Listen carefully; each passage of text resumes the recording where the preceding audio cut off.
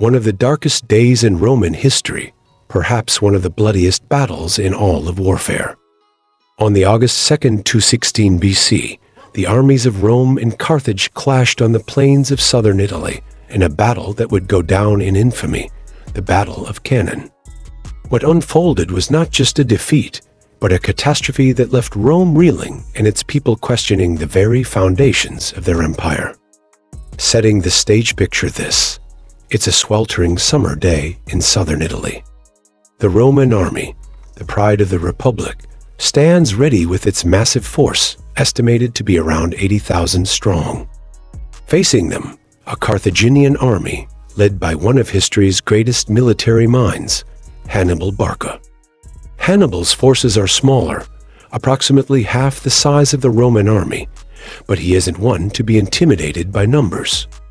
Instead, he sees this as an opportunity to craft one of the most brilliant tactical maneuvers in military history. The Romans, confident in their sheer numbers, line up in a tight formation, shoulder to shoulder, stretching across the battlefield. Hannibal, however, has a different plan. His infantry forms into a wedge formation, designed to appear vulnerable, drawing the Romans into a trap. The initial clash as the battle begins.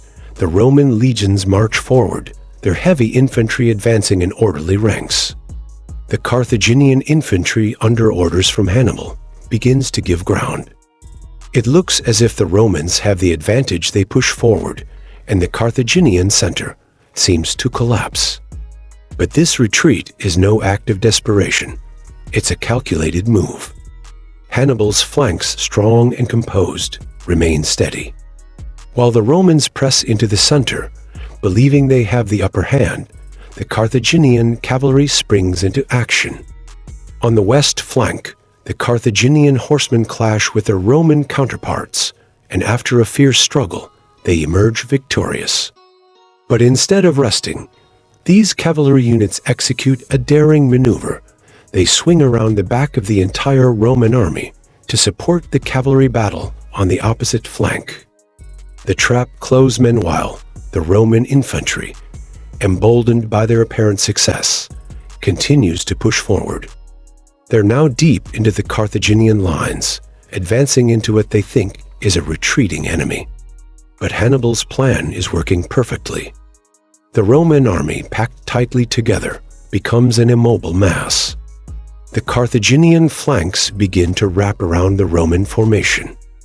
As the Carthaginian cavalry overwhelms the Roman horsemen on the east flank, they complete the encirclement.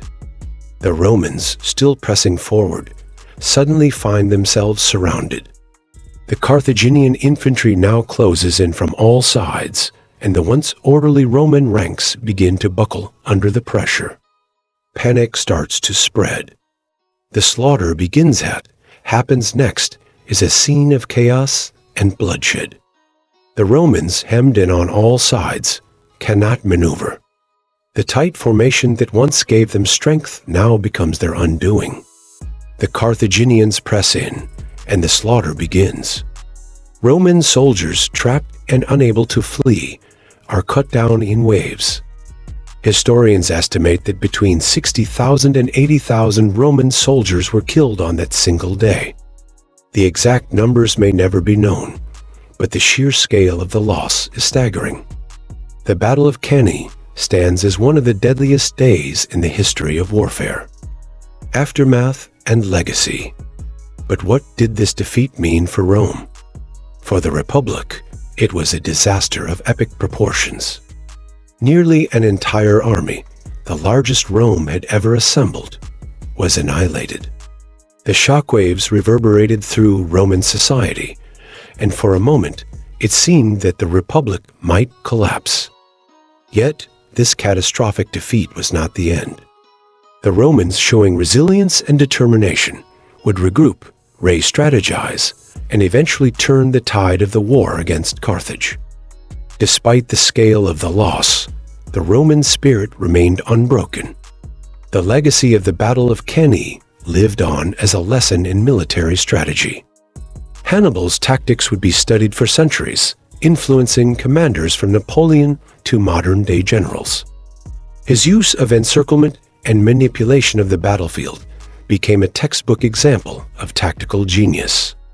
So, why does this story matter today? The Battle of Cannae isn't just a tale of ancient warfare, it's a reminder of the unpredictability of battle and the importance of strategy over sheer numbers. Hannibal's victory at Cannae remains a testament to the power of ingenuity and the risks and rewards of tactical brilliance.